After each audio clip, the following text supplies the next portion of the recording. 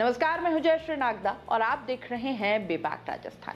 कहते हैं कि जब अंधे को आंखें मिल जाती है ना, तो सबसे पहले वो अपनी लाठी को ही त्याग देता है, उसे कहीं दूर कोने में फेंक आता है। कुल मिलाकर मतलब ये है कि गरज जब निकल जाती है तो लोग अक्सर भूल जाते हैं कि काम निकला किसकी मदद से था।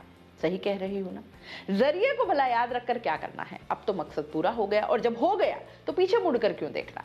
बदलावों वाली राजस्थान सरकार का एक और वाकया अभी बड़ा वायरल हो गया है। क्यों हुआ? क्योंकि भजनलाल सरकार में कैबिनेट मंत्री बने अविनाश गहलोत के चैम्बर में लगी तस्वीरों पर सियासत जरा गर्मा गई है।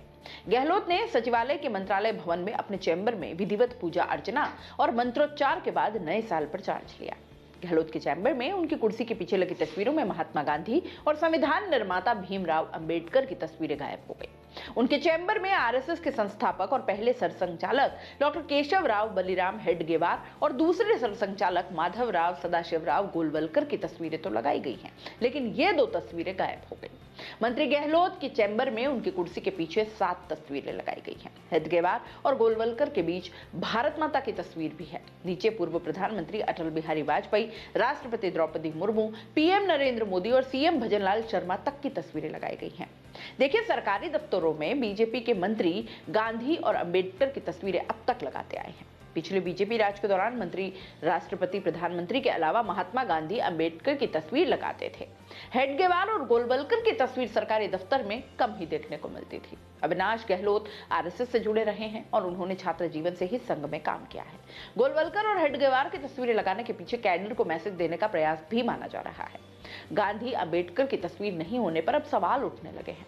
अविनाश गहलोत के चैम्बर में महात्मा गांधी की तस्वीर नहीं होने और आरएसएस विचारकों की तस्वीर लगाने पर कांग्रेस ने जरा सवाल उठाए हैं। कांग्रेस ने बयान जारी कर कहा कि संविधान की शपथ लेकर मंत्री बने, लेकिन कुर्सी पर बैठते ही संविधान निर्माता को हटाकर आरएसएस संस्थापक को ले आए। भाजपा सरकार के मंत्री अविनाश गहलोत ने पदभार ग्रहण करते ही बाबा साहेब अंबेडकर और महात्मा गांधी की तस्वीर हटा दी। हालांकि मंत्री अविनाश गहलोत कहते हैं कि आज पहला दिन था, चैम्बर तैयार हो रहा था, मुहूर्त के हिसाब से समय कम था, इसलिए सबकी तस्वीरें नहीं लग पाई। आगे महात्मा गांधी, अंबेडकर, कलाम समेत सभी महापुरुषों की तस्वीर लगाएंगे। अभी तो बहुत कुछ काम होना बाकी है। महापुरुषों के प्रति हमारा पूरा सम्मान है। बता दें कि सचिवालय में महात्मा गांधी की बड़ी प्रतिमा है। इस प्रतिमा पर सभी पुष्पांजलि अर्पित करते हैं, हाथ जोड़ते हैं। अब तक भाजपा के जितने भी सीएम और मंत्री बनते आए हैं, सभी महात्मा गांधी और अंबेडकर की तस्वीरें अपने चैम्बर में लगाते रहे हैं। इस पूरे मामले पर आप क्या सोचते हैं? अपनी कमेंट जरूर कमेंट बॉक्स में दीजिए। आपकी राय हमें जरूर बताइए।